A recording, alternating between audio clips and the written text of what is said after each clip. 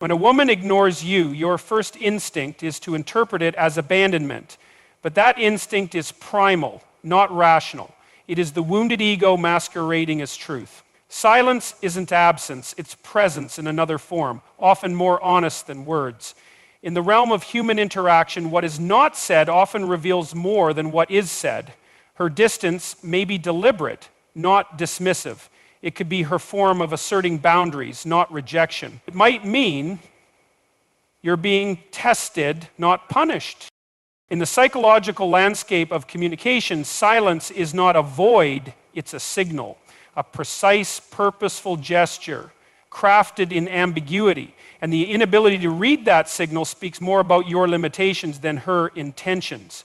If she doesn't reply, it might be because she's observing, not avoiding.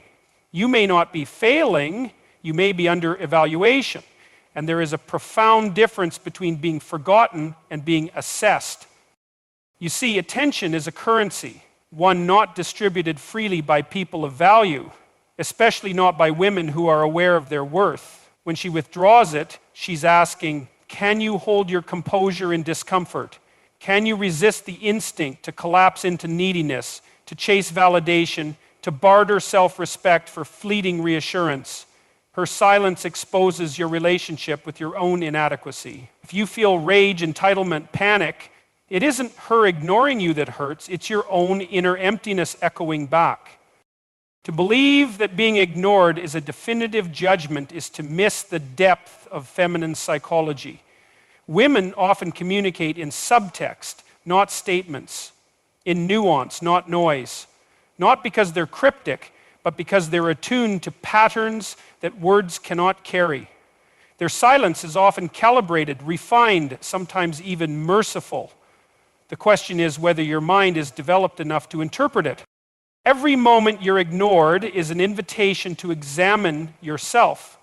What signal have you given her, consciously or unconsciously, that warranted disengagement? What have you broadcast through your posture, tone, or energy that perhaps betrayed weakness, passivity, or instability? Women are extraordinarily sensitive to behavioral details. They pick up what you don't even know you're emitting. Listen, if she distances herself, it might not be because she dislikes you. It might be because you're not congruent. You're saying one thing and living another. And she's chosen not to participate in that contradiction. There is a tragic impulse among men to react with offense when they should react with observation. But strength isn't found in reaction, it's found in stillness. When she ignores you, the immature man demands clarity. The mature man builds it. And building clarity requires humility, because you must accept that your presence may not yet warrant attention. That's not defeat, that's data, and data can be transformed. The silence of a woman is a psychological mirror, one that reflects not what you wish to see, but what is. It amplifies your insecurities, highlights your desperation, and shows you whether you're driven by value or by validation. To be ignored is to be handed a syllabus on your personal inadequacies. You can resent that lesson, or you can read it and grow. If you're constantly chasing after a woman who's withdrawn, then you're no longer pursuing connection, you're performing servitude. And nothing extinguishes attraction faster than submission where strength is expected. What many fail to realize is that female silence is rarely aimless. It's structured. It emerges from calculation, emotion, instinct, or preservation. Sometimes silence is her shield against your instability. Sometimes it's her way of measuring your emotional discipline. Other times, it's simply her decision to reclaim her energy from a man who drains more than he delivers. The mistake men make is personalizing something that might be deeply impersonal. But the emotionally mature man doesn't spiral, he studies. Being ignored may be the final chapter in her story with you, or it may be the preface to a test of character. If she senses your value but doubts your certainty, she may step back, not to destroy the bond, but to challenge its foundation. That's not cruelty, that's strategy. She doesn't want to waste time on a man who collapses under minor strain. And if your self-worth shatters when she withholds a response, you're already unworthy of her investment. Women observe how you handle uncertainty. Because uncertainty is the permanent condition of life, and she's not just looking for a partner in comfort, she's looking for an anchor in chaos. If you fail the moment she retreats, how will you endure when life retreats, when business fails, when family disappoints, when death visits your household? The silence of a woman isn't just emotional, it's existential. She's watching who you are when the spotlight turns off. If you're emotionally reactive, then her silence becomes your torment. But if you're emotionally disciplined, her silence becomes your compass. Every minute she withholds attention is an opportunity to reinvest in your mission, to return to your craft, to rebuild your boundaries, to fortify your mind. If you interpret her distance as a threat to your worth, then you never had self-worth to begin with. You had borrowed confidence, leased from her validation. A high-value woman does not reward mediocrity with presence. She watches who adapts to challenge, not who complains about it. Her silence may be less about you and more about herself, her boundaries, her needs, her safety. And if you're wise, you will respect the autonomy in that silence. Not manipulate it, not attack it, not plead against it, but honor it. Because nothing reveals a man's maturity like the way he handles female disengagement. The world is filled with noise, cheap words, hollow promises, overexposure. In that landscape, silence becomes a profound gesture, a rare act of filtration. And if you can't appreciate its depth, you'll forever chase distractions, never depth. Let her silence refine you. Let it unsettle you. Let it humble you. Let it make you better. Because the man who interprets being ignored not as an insult but as information is the man who ultimately earns attention without begging for it. When a woman ignores you, she's not necessarily walking away. She might be pausing to see if you're worth walking toward, whether you're stable enough to stand when others stumble, whether you're driven enough to grow when others grieve, whether you're disciplined enough to delay gratification rather than demand affection. The man who understands this never chases. He calibrates, he builds, he becomes. Because ultimately it's not about her silence, it's about your response to it. And that response will define the man you become. If a woman distances herself, the first question a man must ask is not what's wrong with her, but where have I lost alignment with my own strength? The default reaction is blame, because blame is easy. But blame is the counterfeit currency of the weak. It disguises itself as insight while absolving you of the burden to change. And that's not responsibility. That's avoidance masquerading as analysis. The moment you feel rejected, your ego rises in protest. It wants a target. It wants revenge. It wants control.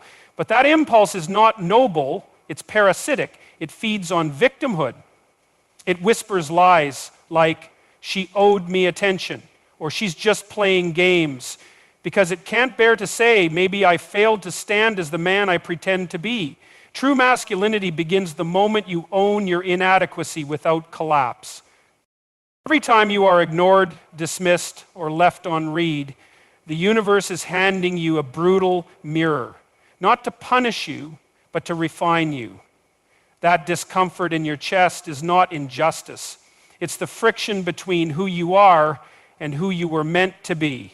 She's not testing you to watch you break. She's withdrawing because you've lost coherence.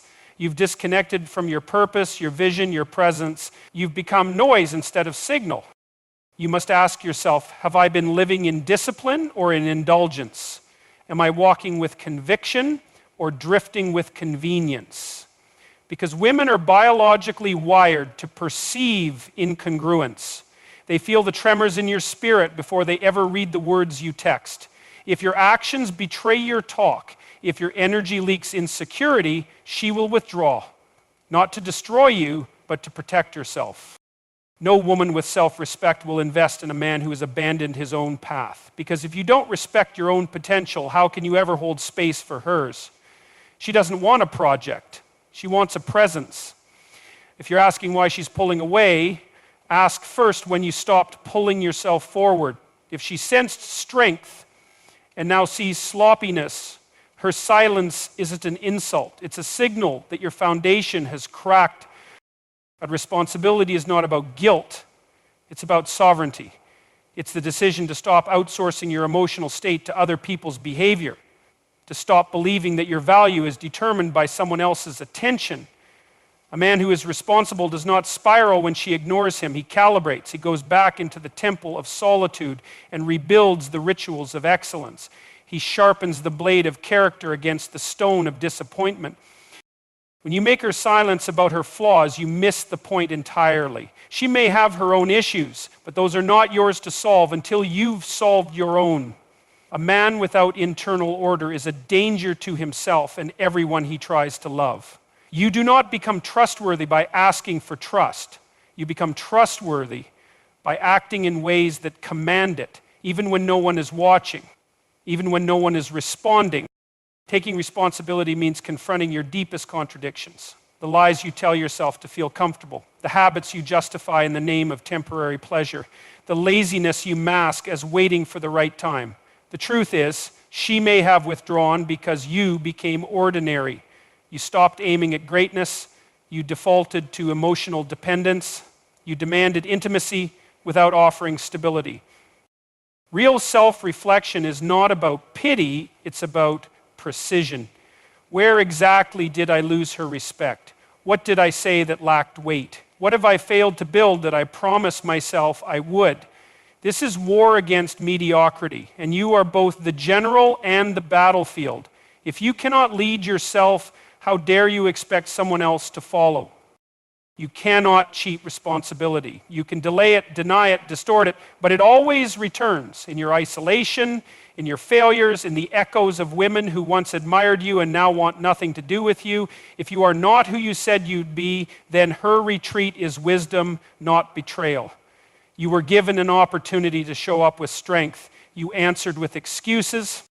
You cannot demand the love of a queen if you walk like a jester. Charm may get attention, but only character sustains it. If she looked at you once with admiration and now with indifference, something broke. And that something lives within your routines, your self-position, your relationship with adversity. Women, watch what you tolerate in yourself more than what you boast about in public. Do you wake up with direction, or do you scroll your potential away before noon? Do you speak with purpose, or do you perform to be liked? Do you spend more time reacting to your emotions than regulating them? She sees that, not consciously always, but intuitively, deeply. Her nervous system detects whether you are a storm or a shelter. If you feel abandoned, remember, she can't abandon what you haven't built. If your presence never made her feel safe, seen, or inspired, then her departure is not desertion, it's discernment. She's protecting her future from the man you refuse to become. And that's not cruel, it's intelligent. Stop calling her standards unfair. Start calling your stagnation what it is. Betrayal of self. The moment a woman pulls away, the most dangerous thing a man can do is chase externally while avoiding the internal confrontation. The moment you seek reassurance instead of responsibility, you lose your frame. You become dependent on reactions rather than values. You become addicted to validation rather than integrity. And that is not masculinity. That is emotional servitude in disguise. A responsible man does not collapse when affection is withdrawn. He consults his principles. He fortifies his boundaries. He reinvests in the habits that make him formidable. He doesn't beg for closure. He creates clarity through action. He doesn't chase the feminine to feel whole. He invites the feminine by becoming whole. Self-reflection is ruthless if done honestly. It requires the courage to say, I am not yet who I should be. Not as a self-judgment, but as a battle cry. Because once you take ownership of your flaws, no one can use them against you. Once you admit where you failed, you become immune to manipulation. Once you assume command of your life, her attention becomes a bonus, not a necessity. Responsibility is the foundation of attraction. A man who knows his mission cannot be destroyed by distance. A man who leads himself commands respect, silently, effortlessly. If she walks away and you rise higher, her silence will turn into curiosity. If you descend into blame, her silence becomes permanent, because she's not looking for a man who needs her to feel complete. She's looking for a man so complete that her presence is elevated, not required. No woman wants to be the center of your world if you have no world worth centering. So stop asking why she left. Start asking why you settled, why you hesitated, why you let your standards rot under the weight of comfort. Take the pain she gave you and make it the fire that transforms you. Because until you take full ownership of who you are, no woman can safely surrender to your leadership. When a woman ignores you and you spiral into anxiety, it reveals not her cruelty, but your emotional immaturity. Emotional control is not a luxury, it is a masculine requirement. The man who cannot master his emotions is a slave to them, and no woman will trust a slave with her vulnerability. Your panic does not elicit sympathy, it signals instability. Instability is not mysterious, it is dangerous. Women do not gravitate toward danger masked as desperation. The ability to remain calm when silence enters the room is not detachment, it's discipline. The masculine frame is defined by its stillness under pressure. The moment you react with clinginess or anger, you become emotionally porous, leaking insecurity where strength should reside. She isn't watching what you say, she's watching how you manage the unknown. Her silence isn't random, it's calibrated to reveal whether you are led by emotion or anchored in purpose. The more reactive you are, the less attractive you become. Emotional chaos repels feminine energy, not because women are cold, but because they're wired for survival. She must feel safe before she can feel open. If your emotional world is unpredictable, she will retreat to preserve herself. And she should. Her intuition protects her from the chaos that you refuse to manage in yourself.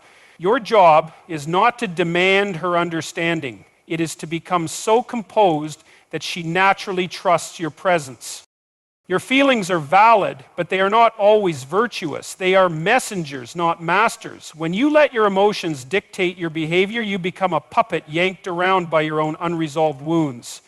That is not masculinity, that is regression. Masculinity requires the transformation of emotion into action.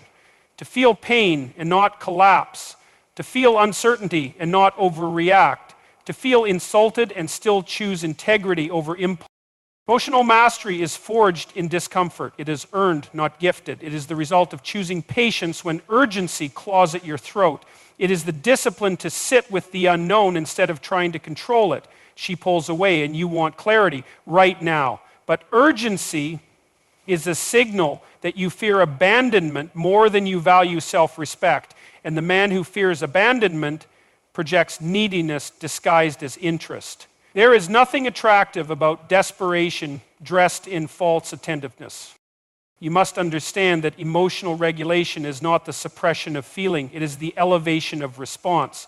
Suppression is weakness disguised as control. Mastery is strength rooted in understanding. You don't need to feel nothing, you need to feel everything without being ruled by it. She wants to see if you can hold pressure, not avoid it. If you can remain consistent when she withdraws, not collapse into accusation.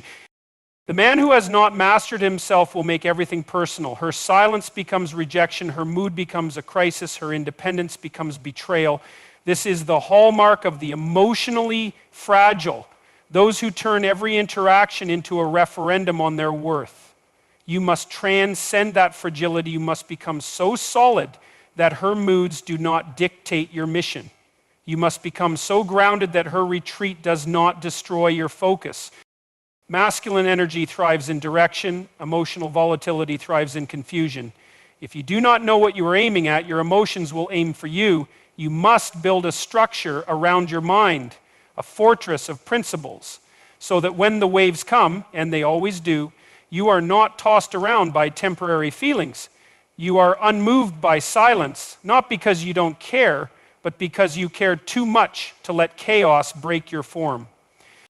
When a woman ignores you, your emotional response is your responsibility. She owes you nothing. You owe yourself everything, including the discipline to hold your center, the maturity to choose grace over groveling, the wisdom to understand that space does not mean rejection. It means opportunity to grow, to examine, to reframe, and to reinforce your command over the one thing you can always control, your state. She is not watching your words. She is watching your nervous system. She is listening not just to your tone, but to the vibration underneath it. She is reading your micro reactions, not because she's cruel, but because she's intuitive. And when she sees fear instead of faith, need instead of presence, she retracts. Not because she wants to harm you, but because you've become emotionally unsafe without realizing it.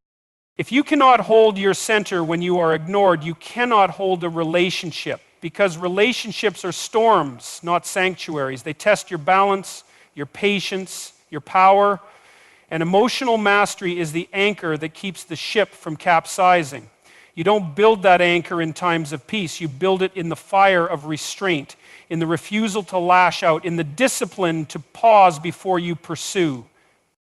Stop confusing emotional volatility with passion. Stop calling your outbursts being real. That's not authenticity. That's the refusal to evolve. That's arrested development dressed in romantic drama.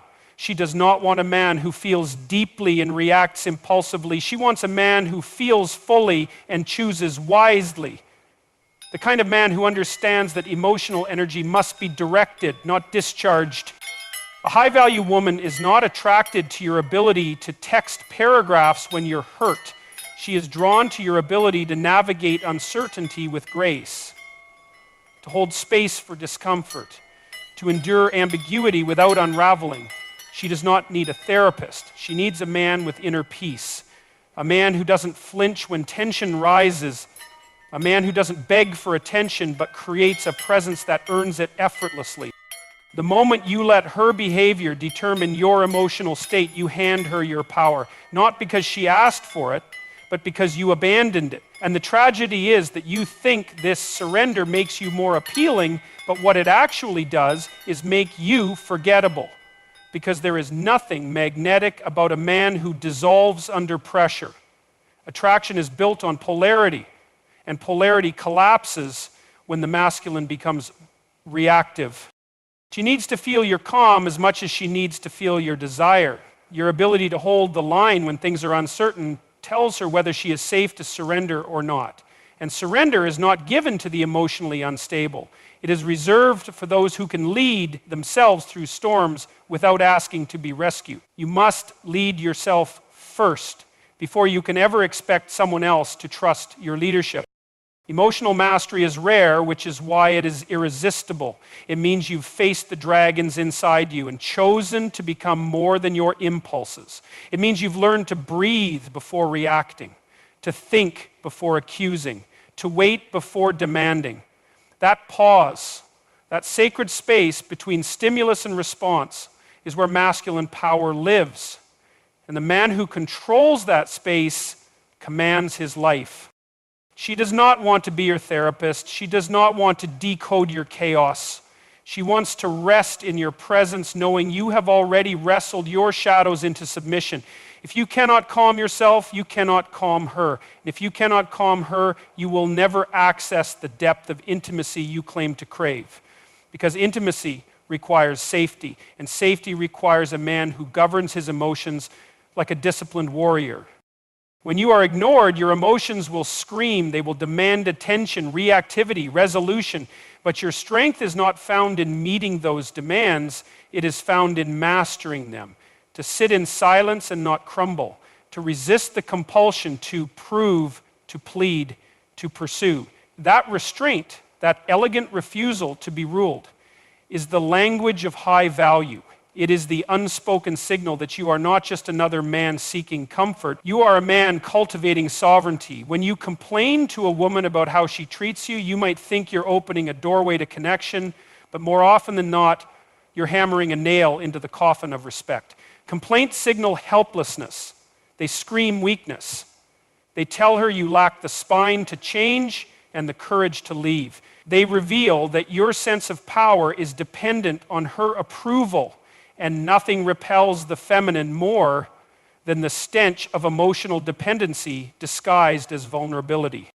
She does not admire your wounds when they bleed all over her without structure or accountability. She does not melt when you beg for attention. You might as well be invisible. Emotional transparency without strength is not attractive, it's manipulative. It puts the burden of your self-worth on her reaction, and that is not love, that is pressure. She respects the man who holds his pain like a sword, not the one who uses it like a leash. You cannot earn admiration by broadcasting how unfairly you've been treated, because women do not calibrate respect by how much you suffer, they calibrate it by how you respond to suffering. You can either use your adversity as an excuse to collapse or as a platform to rise, but don't expect her to honor your struggle if you stay stuck in it. Struggle is only noble when it leads to growth. Complaining without action is not catharsis, it is decay.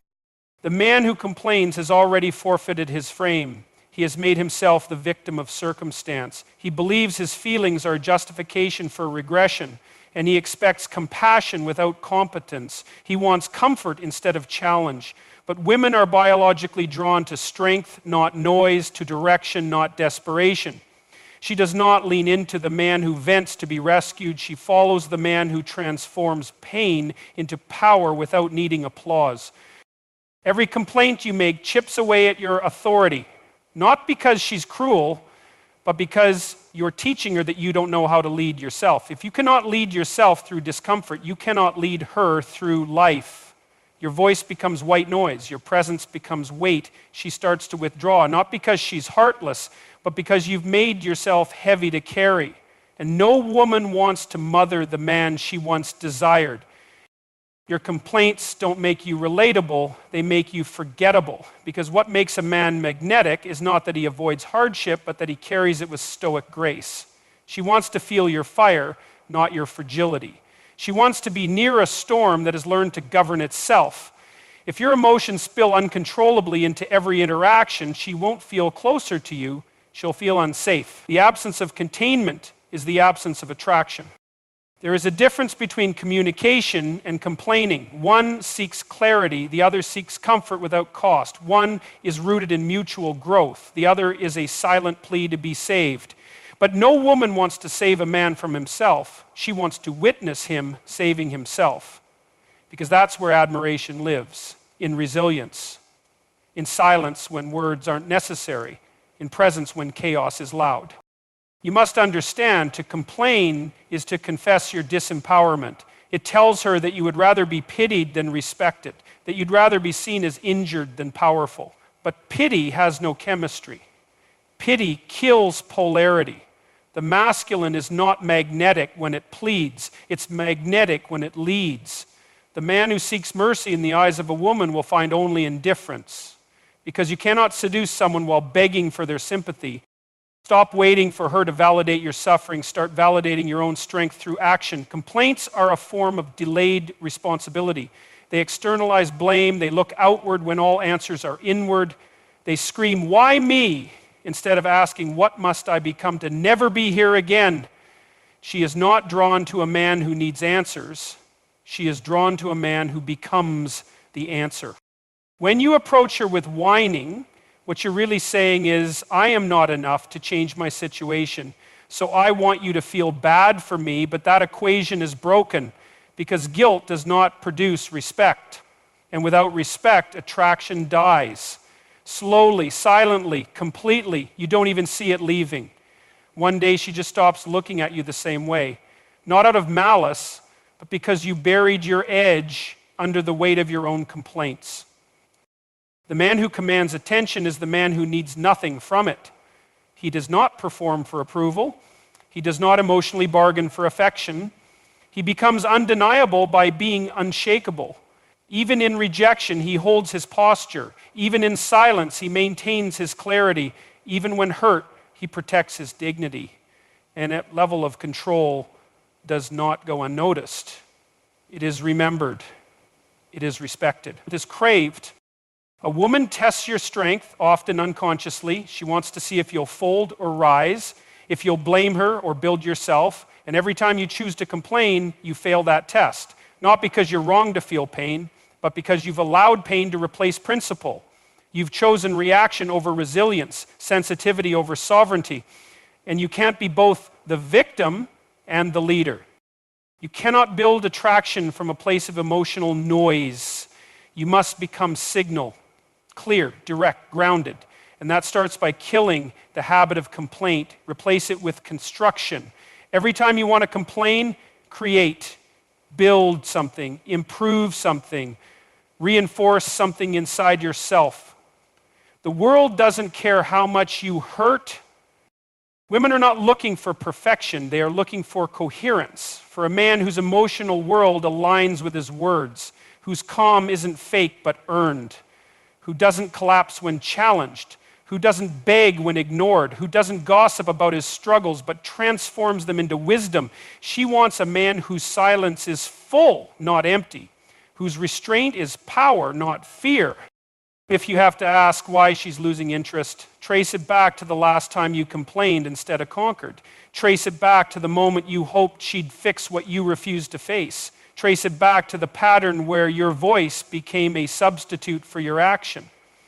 That's where attraction dies, in repetition of helplessness. You think you're being vulnerable, but you're just rehearsing weakness. Strength is not the absence of feeling, it's the governance of feeling.